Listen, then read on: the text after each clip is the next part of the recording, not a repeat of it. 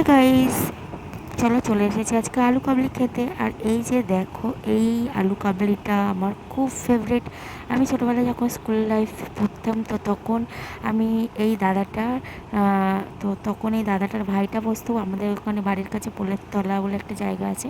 তো ওখানটা এই দাদাদের হাতেও খেয়েছি। দাদাটাও অনেক ভালো বানায়, হেভি টেস্টি বানায়। ছোটো থেকে খাই নয় এই দাদাটার হাতে, নয় এই দাদাটার ভাইটার হাতে। তো দাদাটার ভাইটা এখন আর আলু কাবলি বিক্রি করে না। তো দেখো আলু কাবলিটা কীভাবে বানাচ্ছে, আলু টমেটো সব কিছু দিয়ে দিচ্ছে। তো দেখো এক এক আলু দিয়েছে, টমেটো দিচ্ছে, এরপর দেখো কী দিচ্ছে। আর এই যে দেখো তিয়াস, মাঝে মাঝে একটুখানি নিজেদেরকে সময় দিতেই হয়, তো তাই জন্য আমি আর তিয়াসা বেরিয়ে পড়েছিলাম আলু কাবলি খেতে। আর এই যে দেখো শশাটাকে দিয়ে দিচ্ছে এবার এর মধ্যে, আলু কাবলির মধ্যে। তো দাদা আলু কাবলিটা দারুণ মাখায়, দারুণ। তো খুবই খুবই ভালো। আর এই দাদার থেকেই আমি শিখেছিলাম আলু কাবলি ঘরে বানানো, আর আমিও মাঝে মাঝে বানিয়ে খাই। তো দেখো কাঁচা লঙ্কা, ধনেপাতা এগুলো সব দিয়ে দিচ্ছে। আর এই যে মশলা গুঁড়ো মশলা দিয়ে দিচ্ছে। গুঁড়ো মশলার একটা আছে, তোমাদেরকে ওটা আমি পরে একদিন শেয়ার করবো। এই গুঁড়ো মশলাটা খুব সুন্দর একটা স্মেল হয়। তো অবভিয়াসলি জিরে, তো আরও অনেক কিছুই লাগে। তো দেখো এই যে বিট নুন, তারপরে লঙ্কা গুঁড়ো, তারপরে কাঁচা লঙ্কা, এগুলো ভাজা মশলা, এগুলো সব দিয়ে দিচ্ছে। তো দেখো এক এক করে।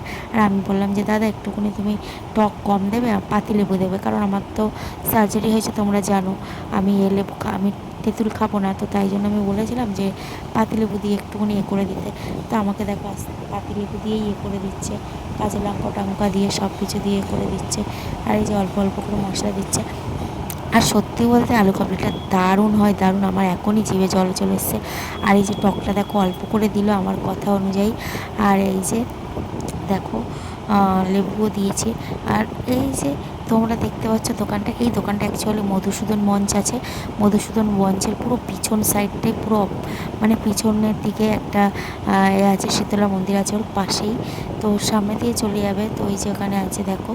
আর এই যে আলু কাবলি দেখো কতটা সুন্দর। আর তিয়াসা খেয়ে বলছে দারুণ হয়েছে। আর ওই ফার্স্ট টাইম খেলো এই আলু কাবলি দাদাটার কাছ থেকে। আর এই যে দেখো আমি তো সবসময় খাই, দেখাবে পরবর্তী